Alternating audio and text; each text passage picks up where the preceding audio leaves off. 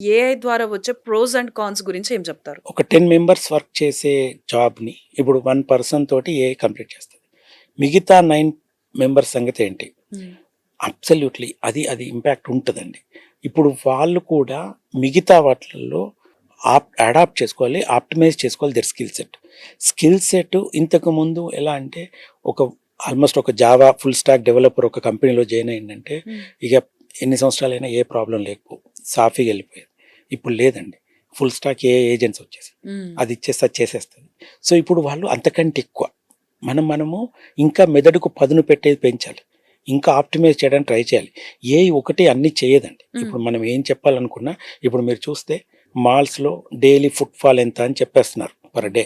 ఎంతమంది కిడ్స్ వచ్చారు, ఎంతమంది పెద్దవాళ్ళు వచ్చారు, ఏ షాప్‌లోకి వెళ్లారు. They have everything. Otherwise without AI it won't. Hmm. It is helping you to analyse the data. Hmm. ఎక్కడెక్కడైతే డేటా ఉందో దాన్ని అనలైజ్ చేసి అనలైజ్ ఆప్టిమైజ్ చేస్తుంది. సర్వీస్ కూడా ఆప్టిమైజ్ అవుతుందండి. హ్మ్. సర్వీస్ కూడా ఆప్టిమైజ్ అవుతుంది. ఇక్కడ ఇంకొకటి ఏంటంటే బ్యాడ్ థింగ్స్ వెళ్ళిపోతాయి. ఇది కూడా మనం గమనించాలి. AI can't hook up the data. ఉన్న డేటా నుండి ఎవాల్యుయేట్ చేస్తుంది. హ్మ్.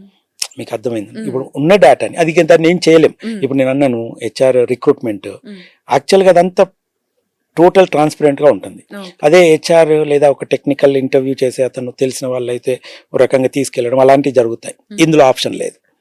It's all white hmm. Colour, it's all transparent.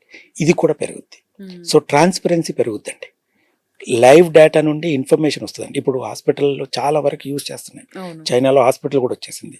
అది నిజంగా కూడా ఈ లైవ్ డేటా నుండి ఎంత డేటా ఉంటే అంత మంచి రిజల్ట్ ఇస్తుందండి. హ్మ్. అందుకే ఇప్పుడు ఆంధ్రప్రదేశ్లో క్వాంటమ్ వ్యాలీ అని పెడుతున్నారు. హ్మ్. ఇదేమవుతుందంటే ఏమో ఆప్టిమైజ్ చేస్తుందండి. క్వాంటమ్ అంటే ఏమవుతుందంటే దాని నుండి యాక్యురసీ పెంచుతుందండి. ఓకే. అంటే ఇంకా యాక్యురసీ పెరుగుద్ది. హ్మ్. సో అది ఇంకా నెక్స్ట్ లెవెల్ అండి. సో కంపల్సరీ ఎస్ మనం ఒక డైరెక్షన్లో వెళ్ళిపోతుంది. చాలా ఫాస్ట్గా మూవ్ అవుతుందండి.